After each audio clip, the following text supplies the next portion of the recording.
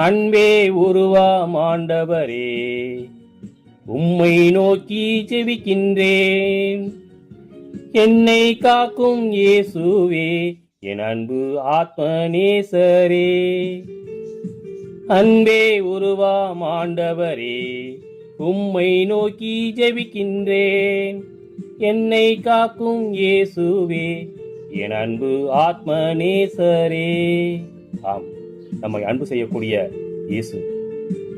வானும் மண்ணும் மாறும், ஆனால் என்னுடைய வார்த்தை என்றும் மாறாது என்று இதோ இன்று கூட நம்மோடு வார்த்தை வடிவில் உரையாடி கொண்டிருக்கக்கூடிய அந்த இறைவன் தாவே நமக்கு அன்பின் ஆழத்தையும் அகலத்தையும் தெரியப்படுத்திக் கொண்டிருக்கிறார்.